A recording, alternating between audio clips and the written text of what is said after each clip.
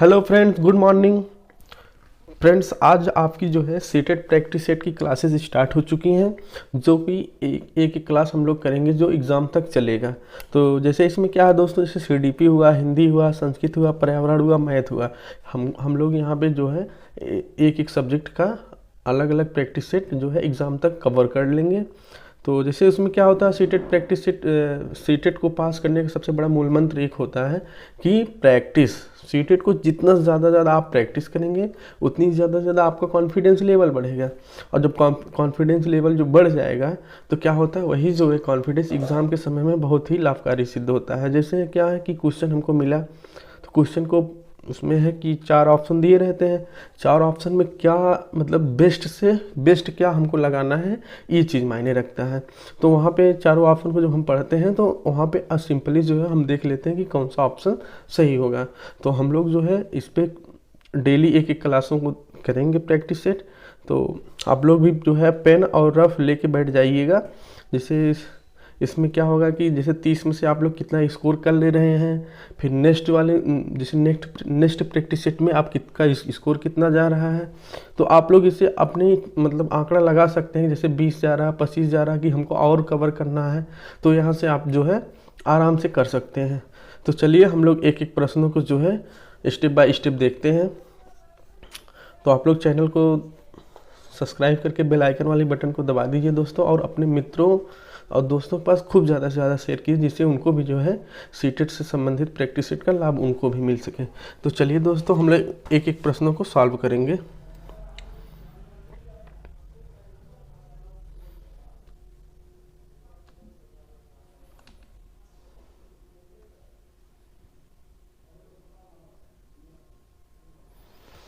पहला प्रश्न है, बच्चों में ज्ञान की रचना करने और अर्थ का निर्माण करने की क्षमता होती है, इस परिप्रेक्ष्य में एक शिक्षक की भूमिका है।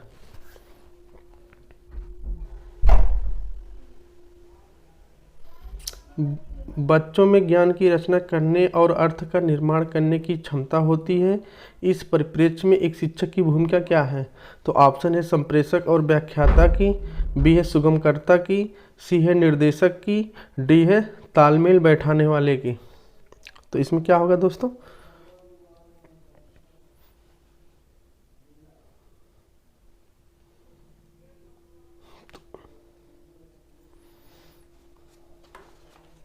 यह ऑप्शन बी बी के साथ चलेगा, सुगमकर्ता की होता है।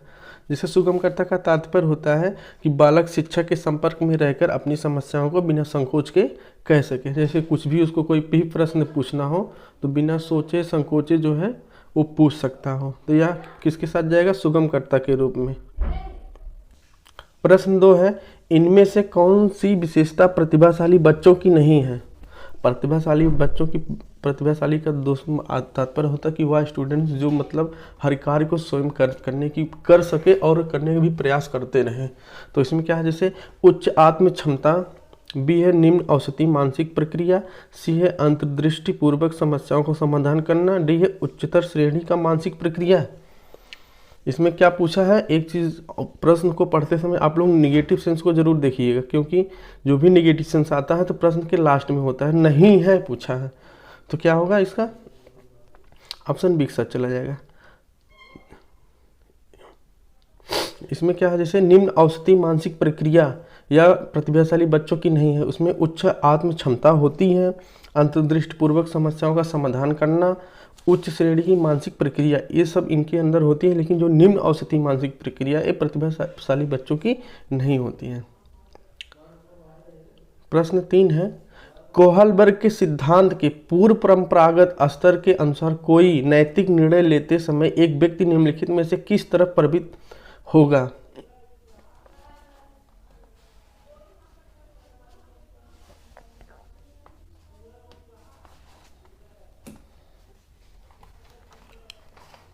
ऑप्शन ए है व्यक्तिगत आवश्यकताएं तथा इच्छाएं, बी है व्यक्तिगत मूल्य, सी है पारिवारिक अपेक्षाएं, डी है अंतर्निहित संभावित मापदंड। तो इसमें क्या हो जाएगा दोस्तों, इसमें जैसे ऑप्शन डी के साथ चला जाएगा।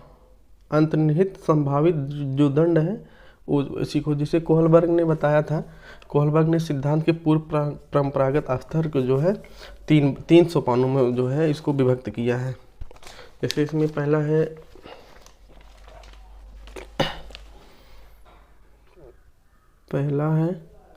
आत्म केंद्रित होता है। दूसरा है दंड तथा आज्ञा पालन होता है। जो तीसरा वो आपका यांत्रिक सापेक्षिक अभिमुखता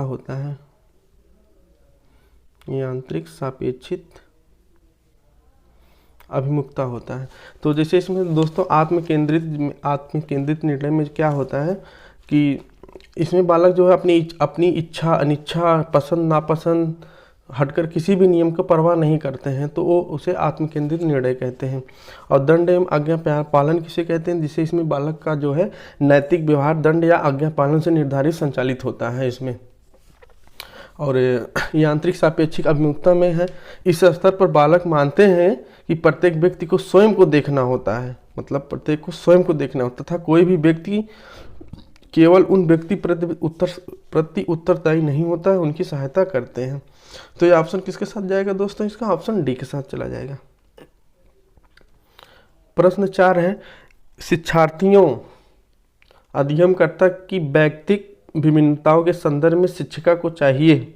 ऑप्शन है निगमनात्मक पद्धति के आधार पर समस्याओं का समाधान करना, बी है कलन विधि एल्गोरिथम का अधिकतर उपयोग करना, सी है याद करने के लिए अभ्यर्थियों को तथ्य उपलब्ध कराना, डी है विविध प्रकार की अध्ययन परिस्थितियों को उपलब्ध कराना। तो देखिए दोस्तों इसमें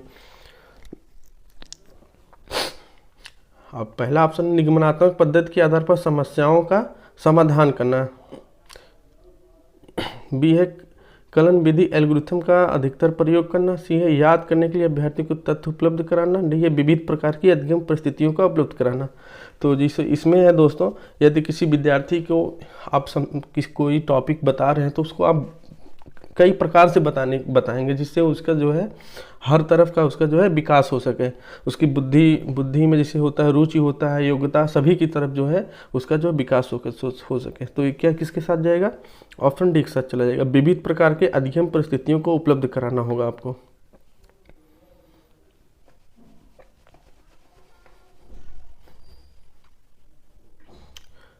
प्रश्न 5 है, निम्नलिखित में से कौन सा बाल विकास का एक सिद्धांत नहीं है।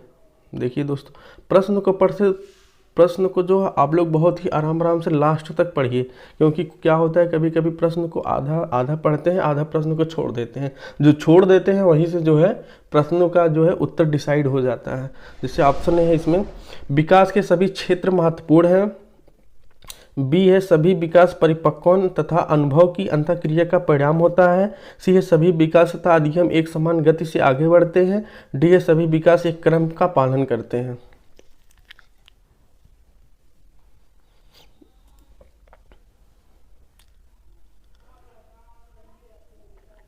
तो ऑप्शन किसके साथ जाएगा दोस्तों, ऑप्शन सी के साथ। सभी विकास तथा अध्ययन एक समान गति से आगे बढ़ते हैं। तो जो विकास एक समान गति से आगे नहीं बढ़ते हैं, वो जैसे कभी रुकता है तो कभी उच्च होता है तो कभी निम्न हो जाता है। तो इस जो है अलग अलग प्रक्रिया में जो है चलते रहते हैं, कभी तेज होगा तो कभी धीमा होगा, कभी तेज होगा तो कभी धीमा होगा। तो लेकिन जो है इसमें एक समान गति की बात कहा है, एक समान गति से नहीं आगे बढ़ेगा। तो ऑप्शन सी हो जाएगा प्रश्न 5 का। प्रश्न 6 है, निम्नलिखित में कौन सा आकलन करने का सर्वाधिक उपयुक्त तरीका है। आकलन करने का सर्वाधिक उपयुक्त तरीका है, ऑप्शन है आकलन शिक्षण अध्ययन में अंतर्निहित प्रक्रिया है, बी है आकलन एक शैक्षणिक सत्र में 2 बार करना चाहिए, शुरू में और अंत में, सी है आकलन शिक्षण द्वारा नहीं बल्कि किसी वाय एजेंसी के द्वारा करना चाहिए, डी है आकलन सत्र की समाप्ति पर करना चाहिए। तो यह किसके साथ चला जाएगा दोस्तों, यह ऑप्शन एक साथ चला जाएगा। आकलन शिक्षण अध्ययन जो है अंतर्निहित प्रक्रिया है, इसके साथ चला जाएगा। जैसे इसमें क्या होता है, आकलन जो शिक्षण अधिगम अंतर्निहित प्रक्रिया है जिसमें बालक अपने अंदर की कमियों को जान सके तथा दूर कर सके। जैसे जब बच्चा अपने अंदर की कमियों को जो है जानेगा और उस कमियों को दूर करेगा, इसी को जो है आकलन प्रतिपुष्टि भी कार्य करना भी कहते हैं। तो इसका राइट आंसर एक ऑप्शन एक साथ चला जाएगा। प्रश्न 7 है, निम्नलिखित में कौन सा सृजनात्मकता से संबंधित है? ऑप्शन है अभिसारी चिंतन, बी है सांवेगिक चिंतन, सी है अहंवादी चिंतन, डी है अपसारी चिंतन। या किसके साथ जाएगा दोस्तों? या ऑप्शन डी के साथ चला जाएगा, अपसारी चिंतन। अपसारी चिंतन को जो है सृजनात्मक चिंतन भी कहते हैं। अपसारी चिंतन को जो है सृजनात्मक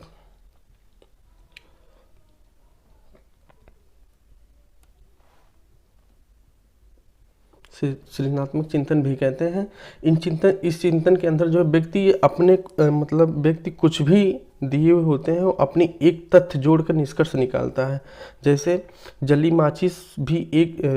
माचिस से लोग तरह तरह के होम डेकोरेटर बना लेते हैं। जैसे एक माचिस की तीली होती है उससे लोग अलग अलग जो है डेकोरेट बना लेते हैं। तो यह अपसारी चिंतन के अंतर्गत आएगा। प्रश्न 8 है, बच्चों के बारे में निम्नलिखित कथनों में से किस कथन में वाइगोत्स्की सहमत होते हैं? बच्चों के बारे में निम्नलिखित कथनों में से किस कथन से वाइगोत्स्की सहमत होते हैं? तो ऑप्शन है बच्चे तब सीखते हैं जब उनके लिए आकर्षक पुरस्कार निर्धारित किया जाए, बच्चों के चिंतन को तब समझा जा सकता है जब प्रयोगशाला में पशुओं का प्रयोग किया जाए, बच्चे जन्म से शैतान होते हैं और उन्हें दंड देकर नियंत्रित किया जाए, डी है बच्चे समवयस्कों और वयस्कों के साथ सामाजिक अंतःक्रियाओं के माध्यम से सीखते हैं। इसमें क्या होगा दोस्तों, क्या बच्चों को जब हम पुरस्कार देंगे तभी वो सीखेंगे कोई चीज़ को, या तो गलत हो जाएगा। बच्चों के चिंतन को तब समझा जाता है जब प्रयोगशाला में पशुओं का प्रयोग किया जाए। तो ऐसा कुछ भी नहीं है कि पशुओं का प्रयोग करने से ही उनकी जो है चिंतन क्षमता बढ़ेगी। जब बच्चे जन्म से शैतान होते हैं और उन्हें दंड देकर नियंत्रित करना चाहिए, बिल्कुल गलत है। उनको एनसीएफ 2005 कहती है कि बच्चों को दंड नहीं देना है। तो ये ऑप्शन किसके साथ चला जाएगा? ऑप्शन डी के साथ चला जाएगा। बच्चे जो है समवयस्कों और वयस्कों के साथ सामाजिक अंतःक्रिया के माध्यम से सीखते हैं। ये किसने बताया था? वाइगोत्स्की ने। इसको देखिएगा दोस्तों, बहुत ही इंपॉर्टेंट प्रश्न है। वाइगोत्स्की से क्या होता है, एक प्रश्न जरूर पूछा जाता है।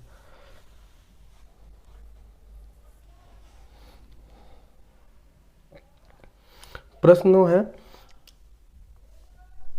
बच्चे चिंतन में, ऑप्शन है चिंतन में वयस्कों की भांति ही होते हैं और ज्यों वे बड़े होते हैं उनके चिंतन में गुणात्मक वृद्धि होती है।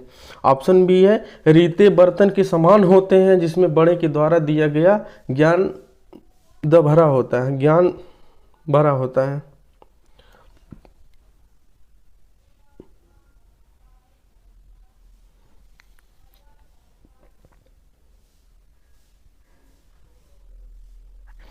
सी है निष्क्रिय जीव होते हैं जो प्रदत्त सूचना को ज्यों की त्यों प्रतिलिपि के रूप में प्रस्तुत करते हैं। डी है जिज्ञासु प्राणी होते हैं जो अपने चारों ओर के जगत को खोजने के लिए अपने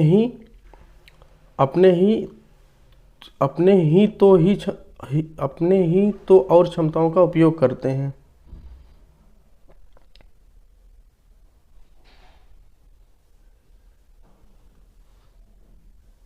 यहाँ तो नहीं रहेगा दोस्तों, यहाँ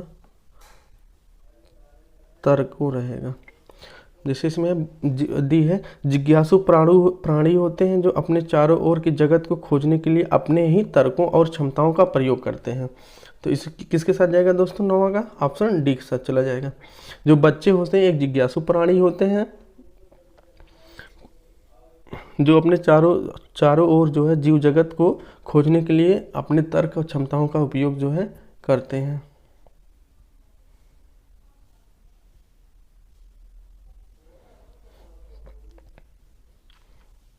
प्रश्न 10 है, बच्चों की त्रुटियों के बारे में निम्नलिखित में कौन सा कथन सत्य है? बच्चों की त्रुटियों के बारे में निम्नलिखित में कौन सा कथन सत्य है? ऑप्शन है बच्चों की त्रुटियां उनके सीखने की प्रक्रिया का अंग है। ये तो सही लग रहा है। बच्चों की त्रुटियां करते हैं जब शिक्षक सौम्य हो और उनकी त्रुटियों को दंड ना देता हो। बच्चे की त्रुटियां शिक्षक के लिए महत्वहीन हैं और उसे चाहिए कि उन्हें काट दें और उन पर अधिक ध्यान ना दें। डी, असावधानी के कारण बच्चे त्रुटियां करते हैं। तो क्या हो जाएगा दोस्तों इसका ऑप्शन एक साथ चला जाएगा। बच्चों की त्रुटियां उनके सीखने की प्रक्रिया का अंग है। जैसे इसमें क्या होता है कि अगर यदि बच्चे जब गलतियां करेंगे तो ही वो सीखेंगे। जैसे प्रयास एवं त्रुटि का सिद्धांत जो है किसका है, थर्नाइक का है। जो है प्रयास, बच्चे जैसे प्रयास करेंगे, गलती करेंगे, फिर उसके बाद जो है वो लोग सीख ही जाते हैं। इसके अनुसार जैसे त्रुटि है, जो बार बार प्रयास करने से त्रुटियां संख्या जो है समाप्त हो जाती है। तो यह जो है ऑप्शन एक साथ चला जाएगा। प्रश्न 11 है, अध्यापक को यह सुनिश्चित करना चाहिए कि उसकी कक्षा के सभी विद्यार्थी अपने आप को स्वीकृत और सम्मानित समझें। इसके लिए एक शिक्षक को चाहिए कि ऑप्शन है वंचित पृष्ठभूमि से आने वाले बच्चों को तिरस्कार करे ताकि वह अनुभव करे कि उन्हें अधिक कठोर परिश्रम करना चाहिए। बी है, उन शिक्षार्थियों को पता लगाएं कि जो अंग्रेजी बोल सकें और संपन्न घरों से हों, उन्हें आदर्श के रूप में प्रस्तुत करें। सी है, अपने शिक्षार्थियों की सामाजिक और सांस्कृतिक पृष्ठभूमि की जानकारी प्राप्त करें, कक्षा में विविध मतों को प्रोत्साहित करें। डी है, कड़े नियम बनाएं जो बच्चों को उनके पालन ना करें और उन्हें दंड दें। तो इसमें क्या दोस्तों देखिएगा, प्रश्न में जो भी नेगेटिव सेंस देते हैं तो ऑप्शन आपका 110% गलत ही होता है। जैसे इसमें क्या है कि पहले ऑप्शन में वंचित पृष्ठभूमि से आने वाले बच्चों को तिरस्कार करें, तो क्या किसी बच्चे को आप तिरस्कार करेंगे, तो यह ऑप्शन गलत हो गया। इसमें है भी है, उन शिक्षार्थियों का पता लगाएं जो अच्छी अंग्रेजी बोल सकते हों और संपन्न घरों से हों। तो ऐसा कुछ भी नहीं है कि जो संपन्न घर से हों उन्हीं बच्चों को जो है ध्यान दिया जाए। तो यह है डी है, कड़े नियम बनाएं जो बच्चों को उनका पालन ना करें और उन्हें दंड दें। दंड देना तो कोई है ही नहीं, तो ये ऑप्शन किसके साथ चला जाएगा, ऑप्शन सी के साथ चला जाएगा। अपने शिक्षार्थियों की सामाजिक और सांस्कृतिक पृष्ठभूमि की जानकारी प्राप्त करें और कक्षा में विविध मतों को प्रोत्साहित करें। प्रश्न 12 है, सुरेश सामान्य रूप से एक शांत कमरे में अकेले पढ़ना चाहता है जबकि मदन एक समूह में अपने मित्रों के साथ पढ़ना चाहता है, या उनके डट में विभिन्न के कारण है। किसके कारण है? ऑप्शन है अभिक्षमता, बी अधिगम शैली, सी है प्रवर्तकता स्तर, डी है मूल्यों। तो किसके साथ जाएगा दोस्तों या ऑप्शन बी के साथ चला जाएगा। जो सबकी अधिगम शैली होती है सबकी वो अलग अलग होती है। जैसे व्यक्ति विभिन्नता से संबंधित होता है। व्यक्ति विभिन्नता की मतलब क्या होता है कि हर एक व्यक्ति की जो रुचि होती है, मनोवृत्ति होती है, अवधाम है, अधिगम शैली है, विचार है, बुद्धि है, चिंतन है, स्तर है, इस सब में अंतर जो है पाया जाता है। इसलिए व्यक्ति को शांत वातावरण में पढ़ना चाहता है, जबकि कोई अपने मित्रों के साथ पढ़ना चाहता है, कोई जो है सोचता है कि मैं एकांत में जो है अपनी जो है पढ़ाई करें। तो यह क्या होता है, किसके अंतर्गत होता है, या सबकी अलग अलग व्यक्ति की अलग अलग अधिगम शैली होती है। तो ऑप्शन बी हो जाएगा। प्रश्न 13 है, भारत में भाषिक विभिन्नता बहुत है। इस संदर्भ में विशेषकर कक्षा 1 और कक्षा 2 के प्राथमिक स्तर पर बहुभाषिक कक्षाओं के बारे में सर्वोच्च में उपयुक्त कथन है। सर्वोच्च नहीं होगा, सर्वथा, यहाँ था है, सर्वथा है। तो ऑप्शन है विद्यालय में उन्हीं बच्चों को प्रवेश दिया जाए जिनकी मातृभाषा वही हो जो शिक्षा के लिए अपनाई जा रही हो। ऑप्शन बी है शिक्षा को सभी भाषाओं को सम्मान करना चाहिए और सभी भाषाओं में अभिव्यक्ति के लिए बच्चों को प्रोत्साहित करना चाहिए। सी है जो बच्चे कक्षा में मातृभाषा का उपयोग करते हैं अध्यापक को उनकी उपेक्षा करनी चाहिए। देखिए यहाँ पे उपेक्षा आया है। उपेक्षा का सेंस होता है निगेटिव सेंस देता है, किसी बच्चे का जो है आप उपेक्षा नहीं करेंगे। शिक्षार्थियों को अपनी मातृभाषा का स्थानीय भाषा का प्रयोग करने पर दंडित करेंगे। ये दोनों ऑप्शन तो ऐसे ही गलत दिख रहे हैं। और ऑप्शन ए को चेक करते हैं हम लोग। विद्यालय में उन्हीं बच्चों को प्रवेश लिया जाए जिनकी मातृभाषा वही हो जो शिक्षा के लिए अपनाई जा रही हो। तो ऐसा कुछ भी नहीं है कि अलग अलग राज्य के अलग अलग बच्चे आते हैं तो अलग अलग भाषाएं होती, तो हमें सभी भाषाओं को जो है सम्मान देना है। तो ऑप्शन ये भी गलत हो जाएगा। तो ऑप्शन किसके साथ चला जाएगा? ऑप्शन बी के साथ। शिक्षक को सभी भाषाओं का सम्मान करना चाहिए और उनकी भाषाओं को अभिव्यक्ति के बच्चों को प्रोत्साहित करना चाहिए।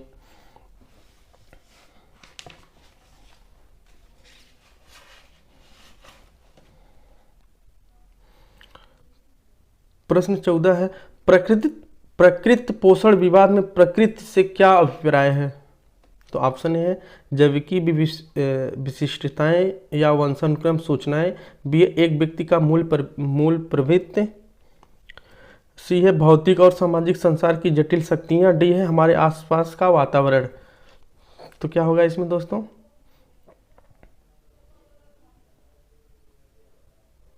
ये ऑप्शन एक साथ चला जाएगा, जैविकी विशिष्टताएं तथा वंशानुक्रम सूचनाएं।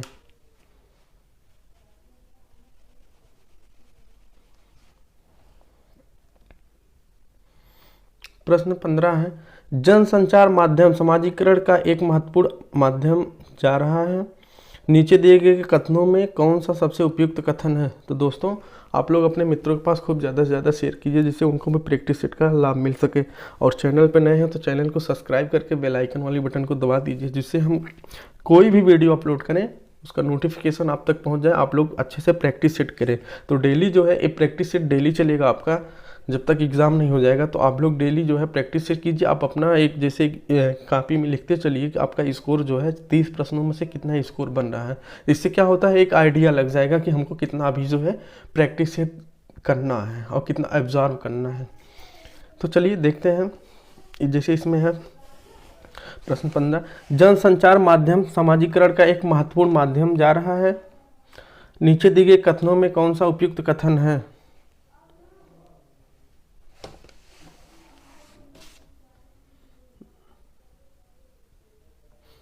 माध्यम बनता रहेगा, यहाँ पे बनता जा रहा है। ऑप्शन है समाजीकरण केवल माता पिता और परिवार के द्वारा किया जाता है। तो यहाँ पे दोस्तों पहली चीज़ को देखिएगा, जो नेगेटिव सेंस आता है वहाँ पे हमको जो है गोला करते चलना है। जैसे इसमें केवल मात्र आया है, तो केवल जैसे होता है किसी पर्टिकुलर एक व्यक्ति के लिए होता है, तो यह ऑप्शन ऐसे ही गलत जा रहा है। जनसंचार माध्यमों की पहुंच बढ़ रही है और जनसंचार माध्यम आवृत्तियों, मूल्यों और विश्वासों को प्रभावित करता है। ऑप्शन सी देखते हैं, बच्चे संचार माध्यमों के साथ प्रत्यक्ष रूप से अंतःक्रिया नहीं कर सकते। तो नहीं कर सकते ये भी गलत बता रहा है। संचार माध्यम पदार्थों के विज्ञापन और विक्रय के लिए एक अच्छा माध्यम है। तो इसमें देखिए एक अच्छा माध्यम सिर्फ एक ही के लिए बताया, तो ये भी गलत हो जाएगा। यानी ऑप्शन किसके साथ चला जाएगा? 15 का बी हो जाएगा। जनसंचार माध्यमों की पहुंच बढ़ रही है और जनसंचार माध्यम आवृत्तियों, मूल्यों और विश्वासों को प्रभावित करता है, यानी ऑप्शन बी हो जाएगा।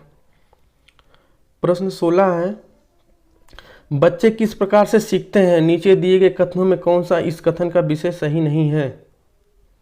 सही नहीं है पूछा, नेगेटिव का पूछा है दोस्तों। तो हम लोग को नेगेटिव का, क्योंकि प्रश्न जब तक लास्ट तक नहीं पढ़ेंगे तो पता नहीं चलेगा कि प्रश्न पूछ क्या रहा है।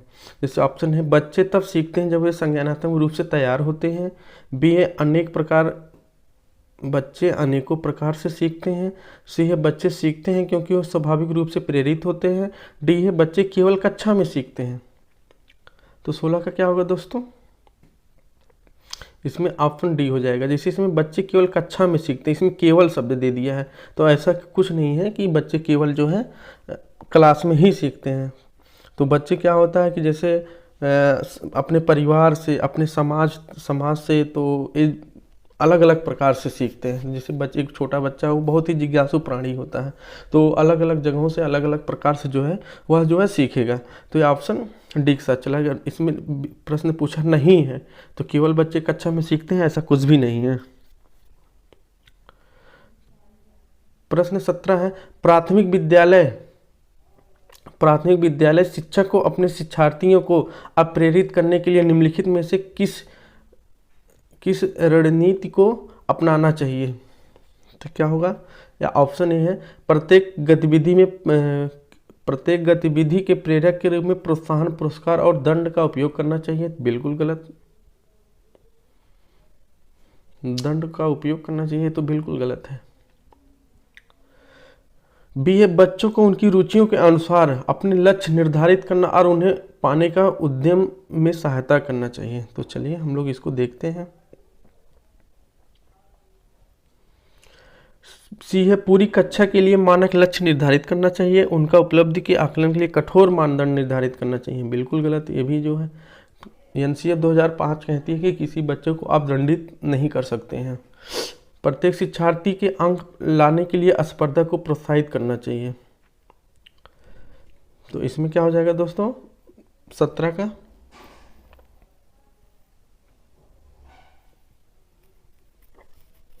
ऑप्शन बी के साथ चला जाएगा।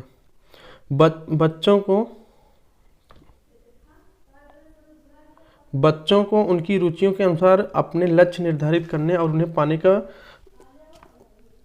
पाने का जो है उद्यम में सहायता करना चाहिए दोस्तों।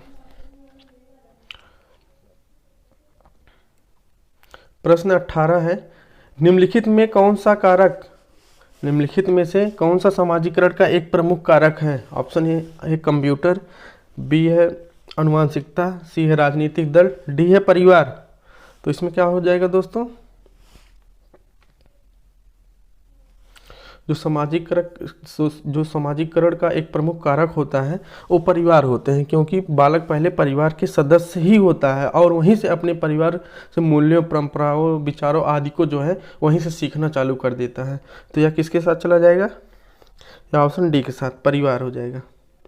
इसमें जैसे परिवार के साथ जो है वो सब कुछ वहीं से सीखना जो है चालू कर देता है, तो यह एक प्रमुख कारक होगा।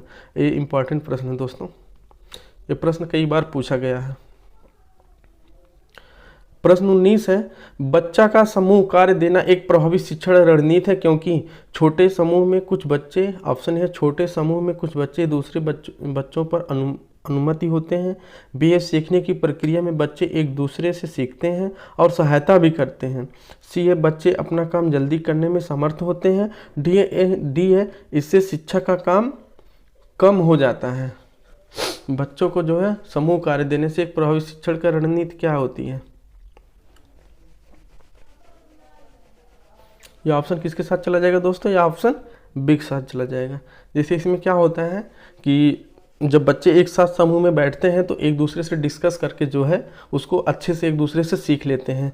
तो सीखने की प्रक्रिया में बच्चे एक दूसरे से सीखते हैं और सहायता भी करते हैं, एक दूसरे का जो है सहायता भी करते हैं।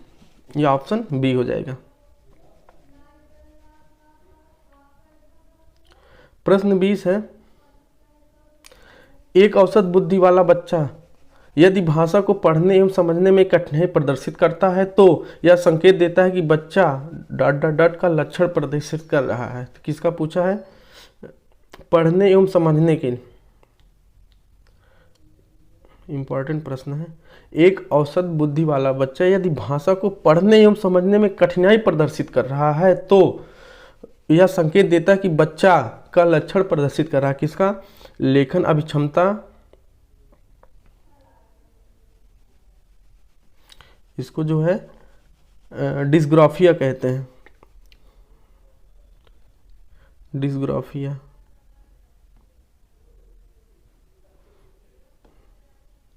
इसको डिस्ग्राफिया कहते हैं, मिस्टेक हो गया। बी है गणितीय अक्षमता डिस्कैलकुलिया, सी है गति समन्वय अभिक्षमता डिस्प्रैक्सिया, डी है पठन अक्षमता डिसलेक्सिया। तो किसके साथ चला जाएगा दोस्तों? पढ़ने से संबंधित पूछा है तो बी किसके साथ जाएगा? ऑप्शन डी के साथ, यानी जो पठन अक्षमता होती है वो डिसलेक्सिया के साथ चला जाएगा। जो पठन अक्षमता के बच्चे ग्रस्त होते हैं वो पढ़ने की गति जो उनकी होती है धीमी होती है और बच्चे किसी भी चीज़ को सही ढंग से पढ़ नहीं सकते हैं। तो इसलिए जो है जैसे इसमें होता है, जैसे किसी का नाम हुआ, जैसे राम हुआ, राम को क्या बोल देते हैं? नाम।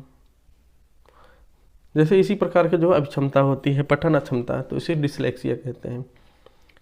प्रश्न 21 है, शैशव काल की अवधि है, शैशवकाल की अवधि है? ऑप्शन है जन्म से 2 वर्ष तक, बी है जन्म से 3 वर्ष तक, सी है 2 से 3 वर्ष तक, और डी है जन्म से 1 वर्ष तक। या क्या हो जाएगा दोस्तों? जन्म से 2 वर्ष तक। जो शैशवकाल की अवधि है, शैशवकाल की अवधि है 0 से 2 वर्ष तक होती है। जैसे इसमें होता है क्या कि इस अवस्था में बालक की जो मानसिक क्षमता की विकास हो जाती है। तो ऑप्शन 1 सच चला जाएगा।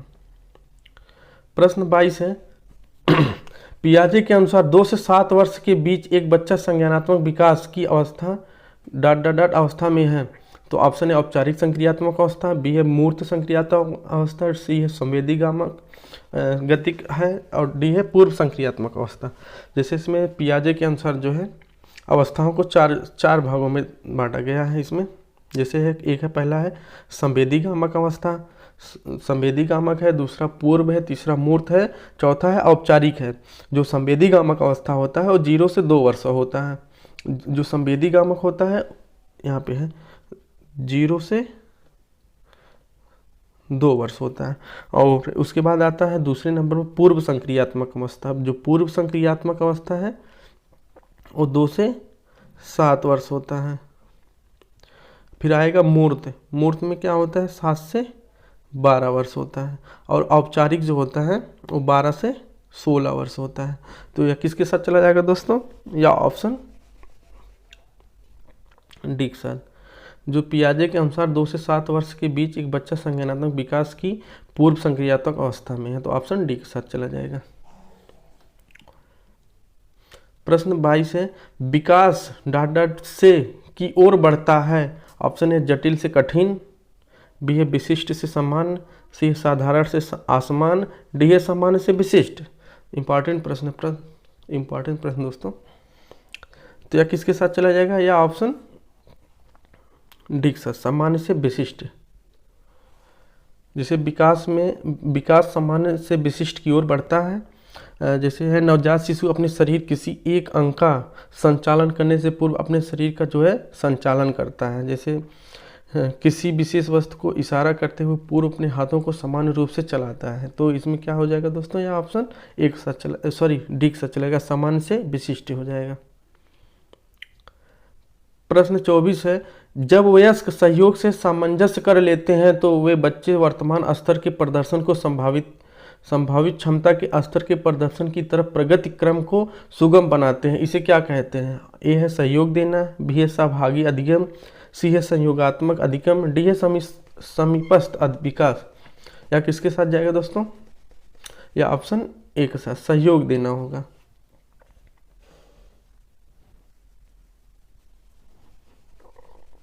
सहयोग देने से ही जो होता है कि वयस्क में अंतर्निहित क्षमता का विकास होता है, वह प्रगति की तरफ जो है अग्रसर होते हैं।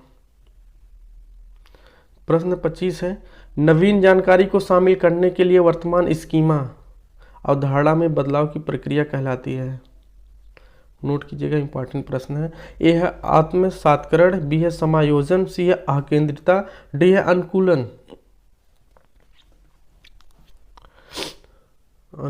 है अनुकूलन।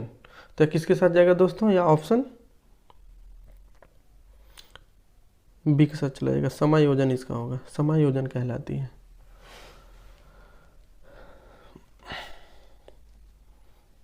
प्रश्न 26 है मध्य बाल्यावस्था में भाषा ...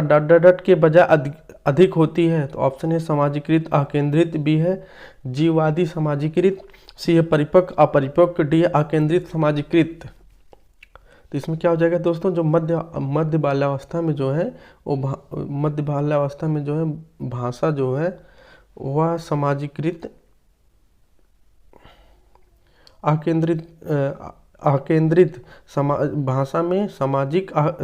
भाषा में सामाजिकृत के बजाय अकेंद्रित अधिक होती है। तो यह ऑप्शन एक साथ चला जाएगा।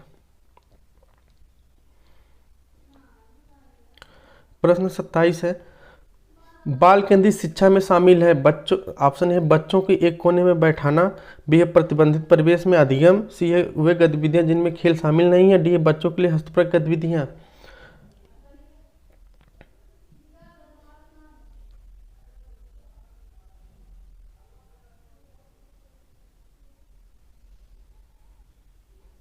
तो इसमें क्या हो जाएगा दोस्तों, बच्चों का एक कोने में बैठाना है तो गलत है, परिवेश में प्रतिबंधित परिवेश ये भी गलत है, वे गतिविधियाँ जिनमें खेल शामिल नहीं है ये भी गलत है, बच्चों को खेल से जो है बहुत कुछ सीख लेते हैं। तो ये ऑप्शन किसके साथ चला जाएगा, ऑप्शन डी, बच्चों के लिए हस्तपरक गतिविधियाँ होनी चाहिए। जैसे इसमें क्या होता है कि बालक की रुचियाँ, प्रवृत्ति तथा क्षमता की जो है ध्यान में रखकर प्रदान करना चाहिए, बाल केंद्रित शिक्षा कहलाता है।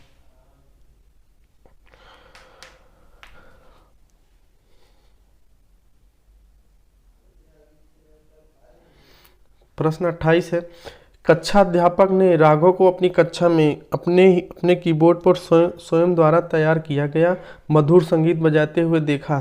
कक्षा अध्यापक ने विचार किया कि राघव ने डाट बुद्धि उच्च स्तरीय थी।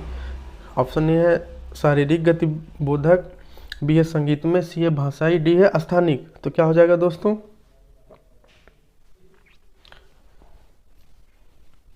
या ऑप्शन बी के साथ चला जाएगा, संगीत में होगा। प्रश्न 29 है, जब एक शिक्षक यह समझता है कि स्वाभाविक रूप से लड़के गणित में लड़कियों से अच्छे हैं, यह दर्शाता है कि अध्यापक है क्या, ए है लिंग जेंडर पक्षपाती, बी है शिक्षाप्रद, सी है सही दृष्टिकोण वाला, डी है नीतिपरक। जब एक शिक्षक जो है या उसके मन में चल रहा कि स्वाभाविक कि लड़के जो है गणित में अच्छा स्कोर कर लेते हैं, लड़कियां कम कर लेती हैं, तो यह क्या हो जाएगा, यह ऑप्शन एक साथ। इसमें जो है लिंग जेंडर पक्षपाती होता है, जैसे कहता है कि बच्चे जो है लड़के जो है ज़्यादा करते हैं, लड़कियां कम करती, तो यह जो है लिंग रूढ़िवादिता को जो है अग्रसित करता है। प्रश्न 30 है, समावेशी शिक्षा मानती है कि हमें डाट के अनुरूप बदलना है, तो किसके रूप में, व्यवस्था बच्चे, बी है परिवेश परिवार, सी है बच्चे परिवेश, डी है बच्चे व्यवस्था। इसमें क्या हो जाएगा दोस्तों,